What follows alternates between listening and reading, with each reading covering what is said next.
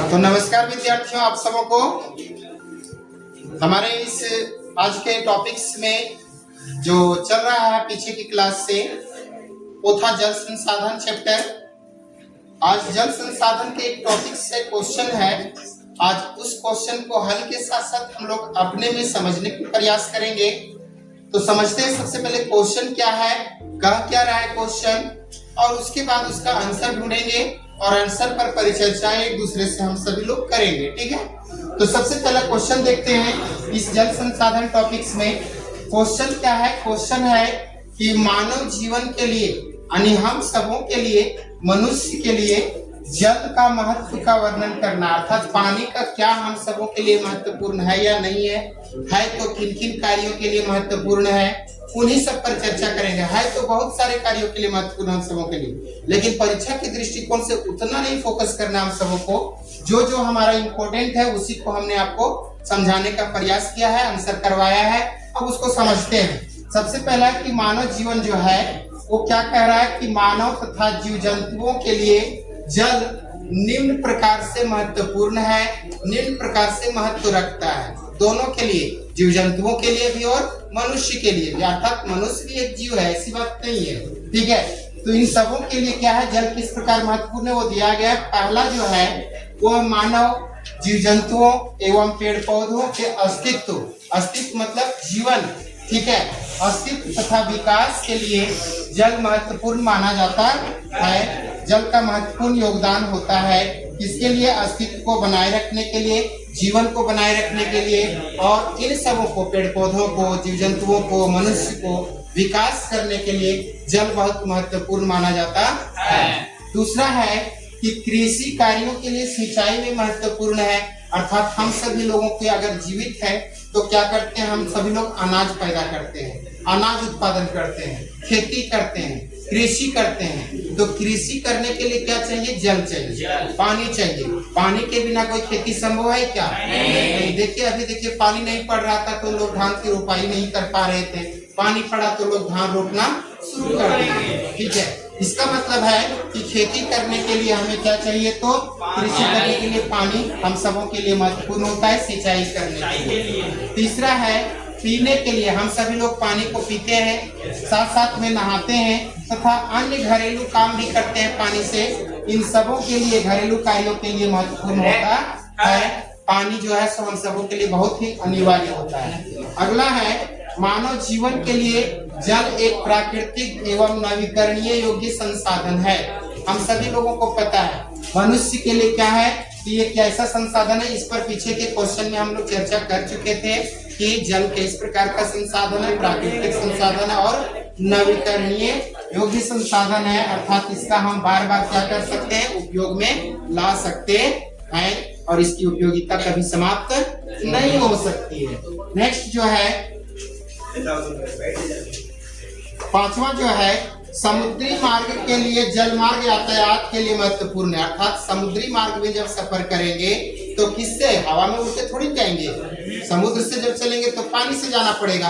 अर्थात जल मार्ग के विकास में, जल मार्ग की सहायता के लिए, जल मार्ग के लिए हम सबों के लिए महत्वपूर्ण है। कभी एक क्षेत्र से दूसरे क्षेत्र जाना हो, जिसमें से बहुत सारे नहर स्थापित किए गए हैं, बनाए गए हैं, जिससे जल मार्ग में सुविधा होता है। बहुत सारे समुद्री मार्ग से, समुद्र से इस पार से उस पार लोग जाते हैं। ठीक है, जो स्टीमर है, नाव है, या कई तरह की जलीय यातायात आम की सुविधा है, जिसके माध्यम से लोग समुद्री मार्ग में जल मार्ग से यात्रा करते हैं, वो भी महत्वपूर्ण है।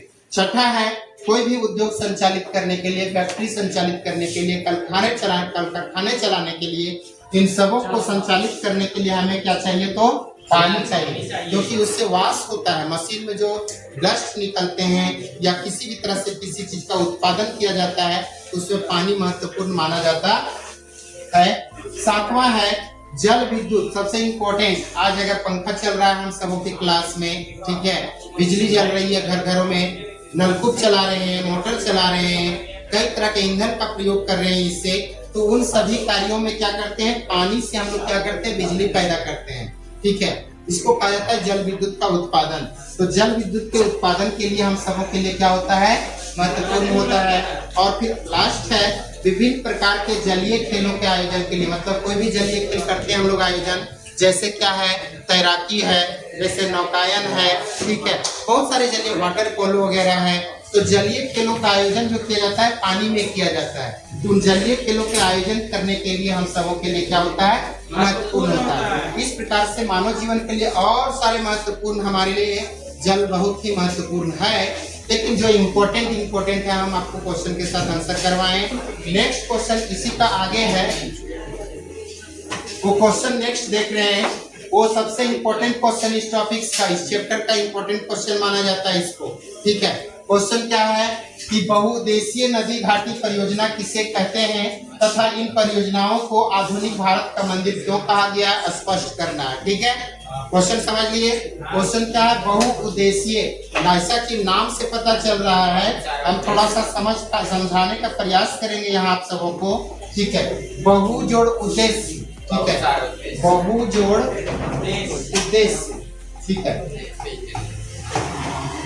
यानी बहु मतलब बहुत सारा, ठीक है, और उद्देश्य मतलब कई उद्देश्य, एक उद्देश्य नहीं, मतलब एक ऐसा काम कीजिए जिससे आपके अनेकों उद्देश्यों की क्या हो, पूर्ति हो, उसे बहुउद्देशीय कहा जाता है, ठीक है। तो बहुउद्देशीय, अब नदी रहा यहाँ पर, एक घाटी रहा, नदी घाटी मतलब क्या होता है कि घाटी किसको कहते हैं, जो ब्रेकर का कार्य करता है, ठीक है। तो नदियों पर क्या कर देंगे, ब्रेकर का कार्य करेंगे, अर्थात इधर से नदी बह रही है, अब बीचवा में क्या कर देंगे, नदी को हम पानी को रोक देंगे, ठीक है, नदी के जल को रोक देंगे, घाटी का निर्माण कर देंगे, नदियों पर ही घाटी बना देना, जिससे इस सारा का सारा पानी क्या हो जाएगा, नदी का पानी यहाँ पे जमा हो जाएगा, रुक जाएगा, तो उसको कहा जाता है नदी घाटी। अब ये रहा वर्ड परियोजना, ठीक है। दो चीजें आपको समझना है, एक समझना है परियोजना और एक सोचना है योजना, ठीक है।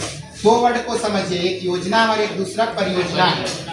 योजना जो होता है, कोई भी योजना और परियोजना दोनों में अंतर होता है। योजना किसे कहते हैं, ठीक है, और परियोजना किसे कहते हैं, इन दोनों को थोड़ा सा समझने का प्रयास करेंगे हम सभी। परियोजना जो होता है, जैसे क्या है, हम लोग पढ़े होंगे पंचवर्षीय योजना, नाम सुने होंगे, पहले चलता था, उसके जगह पर नीति आयोग आ गया है, ठीक है। भारत का पंचवर्षीय योजना नाम सुनते हैं, इंदिरा आवास योजना नाम सुनते हैं, प्रधानमंत्री आवास योजना, योजना नाम सुन रहे हैं, वहाँ क्या बोल रहा है, प्रधानमंत्री आवास परियोजना।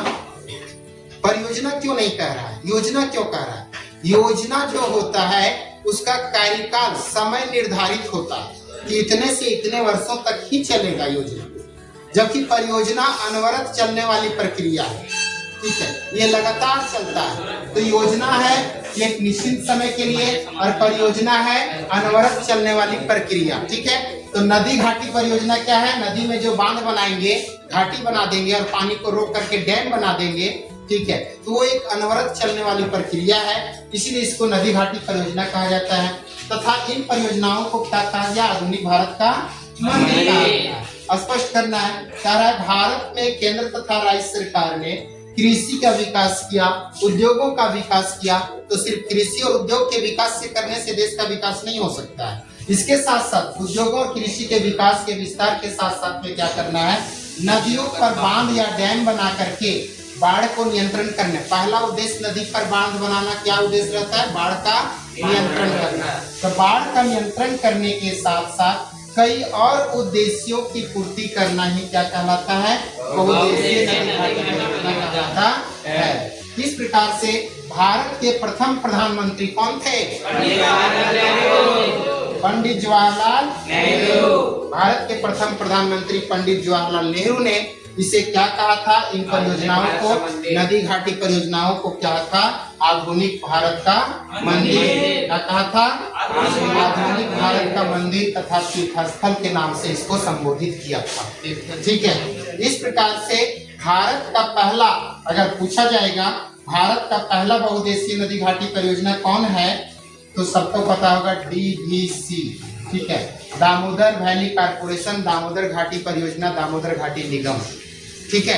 ये दामोदर घाटी निगम की स्थापना 7 जुलाई 1948 को हुआ था, ठीक है, और इसका मुख्यालय कोलकाता पर है कोलकाता में है। और ये किस नदी पर बना हुआ है? तो दामोदर नदी पर। किस नदी पर है? तो दामोदर। समझिए, देश का पहला बहुउद्देशीय नदी घाटी परियोजना का नाम है दामोदर घाटी परियोजना, जो हमारे झारखंड राज्य के दामोदर नदी पर निर्मित है और इसका मुख्यालय कलकत्ता में। इसकी स्थापना कब हुई थी? 7 जुलाई 1948 ईस्वी को। कोई दिक्कत नहीं। इसीलिए इसको आधुनिक भारत का मंदिर और तीर्थस्थल कहा गया है, क्योंकि इससे एक साथ नहीं बल्कि एक साथ कई योजनाओं की, कई उद्देश्यों की क्या किया जाता है? पूर्ति किया जाता है। जिसमें कौन कौन से उद्देश्यों की पूर्ति की जाती है? सबसे पहला तो क्या काम करता है? ये बाढ़ का नियंत्रण। इस नदी घाटी परियोजना का पहला उद्देश्य है बाढ़ का नियंत्रण करना, उसके साथ मृदा का संरक्षण करना, उसके साथ साथ सिंचाई की सुविधाओं का विस्तार करना, इसके अलावा चौथा में जल विद्युत का उत्पादन करना, पांचवा में है औद्योगिक विकास करना, छठा में मत्स्य पालन करना, सातवां में जल परिवहन की सुविधाओं का विस्तार करना, आठवां में है सूखे और अकाल से, क्योंकि आसपास के क्षेत्रों में सिंचाई होती है, उससे मुक्ति दिलाना, नौवां में है घरेलू जल आपूर्ति में सुविधा प्रदान करना, और 10वां में विभिन्न जलीय खेलों का आयोजन करना, उसकी सुविधा देना और नौकायन की सुविधा देना। इन सभी के उद्देश्य से अनेक उद्देश्य देख रहे हैं क्या? नहीं, अनेकों उद्देश्यों की पूर्ति की जाती है इस परियोजनाओं से, इसीलिए इसका नाम रखा गया बहुउद्देशीय नदी घाटी परियोजना। ये बहुत सारे उद्देश्यों की पूर्ति करने के कारण से भारत के प्रथम प्रधानमंत्री पंडित जवाहरलाल नेहरू ने इसे आधुनिक भारत का मंदिर की संज्ञा दिया है, उपनाम से पुकारा है, संबोधित किया है। इस प्रकार से क्वेश्चन आपका कंप्लीट होता है। आप सबको बहुत बहुत धन्यवाद। जोहार, जय हिंद।